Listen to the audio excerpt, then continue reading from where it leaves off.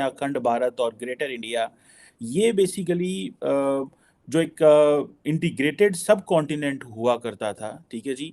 वो जो neighbouring elite हैं वो उसमें एक कंट्रडिक्शन देखते हैं।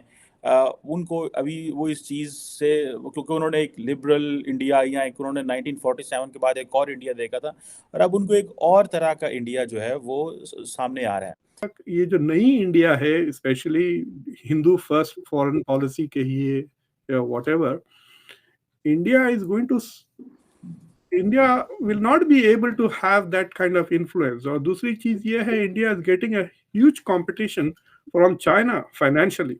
कि मुसलमानों ने इतनी बदमाशी शुरू कर दी है हर जगह पे, जैसा कि हम आपको कहते चले आ रहे हैं कि पूरी दुनिया राइट विंग की तरफ जाएगी और ये सख्त से सख्त होता जाएगा। राइट, थोड़ा सा राइट पे जाएंगे, फिर और राइट पे जाएंगे, फिर फार राइट पे चले जाएंगे, क्योंकि मुसलमानों के कारनामे ही ऐसे हैं। अब इनसे कैसे बंदा बचे? उस पे वेस्टर्न प्रेस ये लिख रही है कि it's time to rethink West relations with India, because India जो है वो रशिया के साथ मिलके वो वेपन्स बनाएगा जो वेस्ट के लिए खिलाफ चलेंगे ना फेस करना पड़ेगा। अगर आप वही रहेंगे ना कि हम पाकिस्तानी हैं, मुहब्बे वतन, ये वो, तो भाई जहाँ पे हैं वहीं रहेंगे। अगर आगे बढ़ना है तो रियलिटी को फेस करना पड़ेगा। अब अमेरिका पूरे वेस्ट में मोमिनों ने नाक में दम कर रखा है और उनको समझ नहीं आ रही कि ये आए कहां से। जब हम इनको ये वार्न करते आ रहे थे कि ये इन लोगों की जो वैल्यूज हैं वो आपकी वैल्यूज से मिलती नहीं है, इन्होंने आपकी वैल्यूज से पहले, ये तो अपने मुल्क में पाकिस्तान में रहते हुए कहता है पहले हम मुसलमान है फिर पाकिस्तानी है, तो अमरीकी वो कैसे बन जाएंगे अगर वो पाकिस्तानी है? आपका स्वागत है हमारी एक और नई रिएक्शन वीडियो में। आज की इस वीडियो में हम देखने वाले हैं कि पाकिस्तान का मीडिया चर्चा कर रहा है भारत की फॉरेन पॉलिसी को लेकर और भारत की ताकत को लेकर। अजीब तरह का डिस्कशन किया जा रहा है जिसमें भारत की पॉलिसी को लेकर बात की जा रही है कि अभी जो मोदी सरकार की पॉलिसी है वो तो हिंदू पॉलिसी है, और भी कई प्रकार की बातें यहाँ पर हो रही हैं। तो पहले हम ये वीडियो देखते हैं। वीडियो पूरी देखना, लाइक करना, शेयर करना, चैनल पर नए हो तो सब्सक्राइब करके बेल आइकन को दबाना। तो चलिए वीडियो को शुरू करते हैं। और साथ में इन्होंने जो पॉइंट रखा, उन्होंने कहा कि ये जो आरएसएस का वर्जन है अखंड भारत और ग्रेटर इंडिया, ये बेसिकली जो एक इंटीग्रेटेड सब कॉन्टिनेंट हुआ करता था, ठीक है जी। वो जो नेबरिंग एलीट हैं वो उसमें एक कंट्रडिक्शन देखते हैं। उनको अभी वो इस चीज़ से, क्योंकि उन्होंने एक लिबरल इंडिया या एक उन्होंने 1947 के बाद एक और इंडिया देखा था, और अब उनको एक और तरह का इंडिया जो है वो सामने आ रहा है। How do you see this perspective? India, जारी बात है, India has the capacity and India has the capability कि वो अपने इंटरेस्ट को इस खित्ते में प्रिजर्व भी कर सकता है, प्रमोट भी कर सकता है। साउथ एशिया में देखें आप, मालदीव का election, it was so surprising. Maldives, चेपेदी द शोरबा जो कहते हैं ना फारसी में, कि तू चूजा है क्या, चूजे के अंदर का चूजा क्या। 6 लाख है उसकी आबादी। 6 लाख सॉवरेन स्टेट जिसने कहा है कि इंडियन को कहा अपनी फौज निकाले, बट दैट्स अ पॉइंट। नहीं, बट उसमें जो इलेक्शन जो बंदे ने जीता है, मोजी, उसका campaign was India out. Yes, मतलब वो इंडिया आउट स्लोगन पे जीता है। दैट शुड टेल यू के एन इम्पोर्टेंट कंट्री। देखिए, India has a south Asia problem, बहुत चीजें, इंडिया इज ब्लाइंड साइटेड। अगर आप इंडिया का नक्शा देख लें, इंडिया के लेफ्ट पे 200 मिलियन मुसलमान हैं जहां बैठे हुए हैं। इंडिया के राइट पे 150 मिलियन मुसलमान हैं। इंडिया के साउथ पे 6 लाख है, वो मालदीव्स वाला, right. So India is partly surrounded by Muslims also in south Asia. तो जो हिंदू नेशनलिज्म की जो टेंशन्स है इंडिया मुसलमानों के साथ इंडिया में, वो अरबों के साथ they are able to manage that.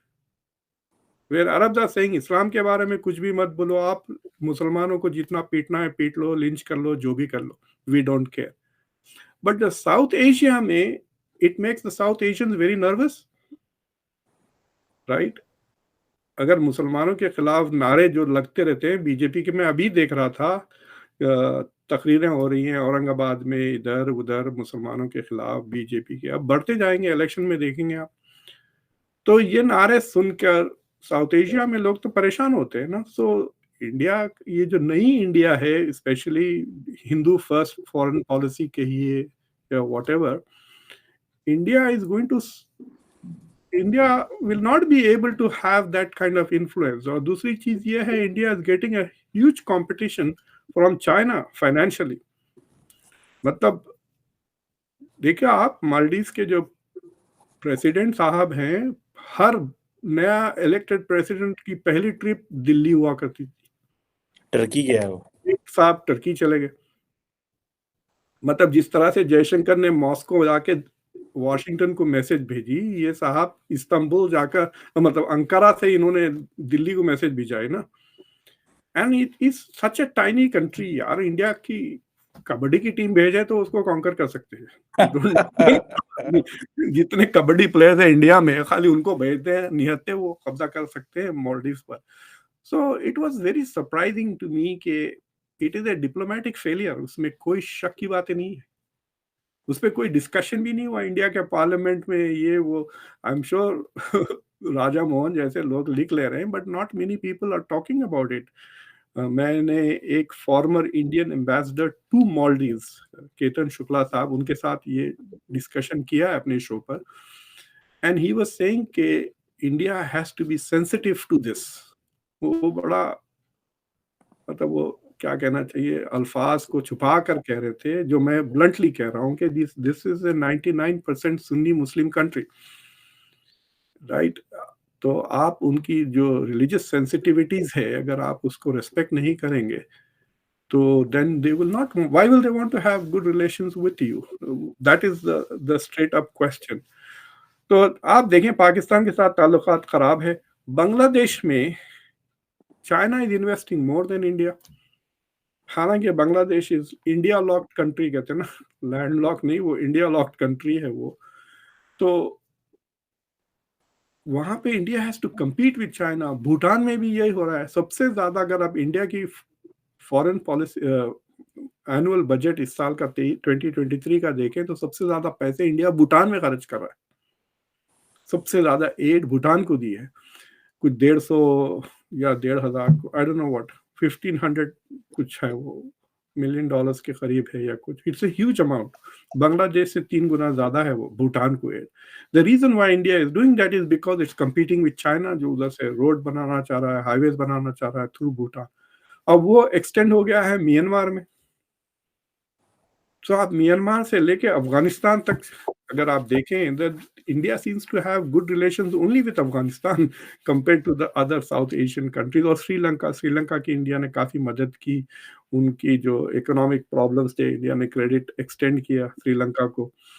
सो हालांकि नेबर्स फर्स्ट क्या प्रॉब्लम है, नेबर्स फर्स्ट भी आता है इसमें, लुकिंग ईस्ट में आ जाती है Bangladesh.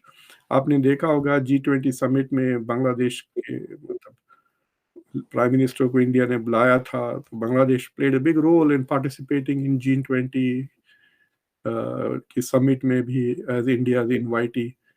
So India is trying, but it's not succeeding, and I think one of the reasons for that is दो चीजें हैं। एक, इंडिया डज बुली देम, मतलब मैंने बात की है थोड़े बांग्लादेशी स्कॉलर्स के साथ, और मेरे स्टूडेंट्स भी हैं जो पीएचडी कर रहे हैं, जो इंडिया ट्रैवल किए हुए हैं, and they feel, Bangladesh feels कि इंडिया थोड़ा उनको डोमिनेट करने की कोशिश करता है। तो आई होप दोस्तों आपको ये वीडियो जरूर पसंद आई होगी। और बेसिकली यहाँ पर जो बात की जा रही थी ना, भारत की ताकत को लेकर डिस्कशन किया जा रहा है कि ठीक है, भारत ने जो नीति अपना रखी है, और भारत अगर अपने आप को इतना ताकतवर कहता है तो वो दिखता क्यों नहीं है। कुछ इस प्रकार की बातें की जा रही थी, और कंपैरिजन किया जा रहा था चाइना के साथ में कि चाइना तो जो है ना इधर पाकिस्तान के अंदर पैसा लगा रहा है, बांग्लादेश के अंदर लगा रहा है, मालदीव के अंदर लगा रहा है। मालदीव का एग्जाम्पल दिया जा रहा था, जो मालदीव के जो अभी चुनाव हुए, और वहाँ पर जो नए नेता चुनाव जीत कर आए हैं, उन्होंने भारत की जो फौज वहाँ पर है उसको निकालने के बारे में बात की है। तो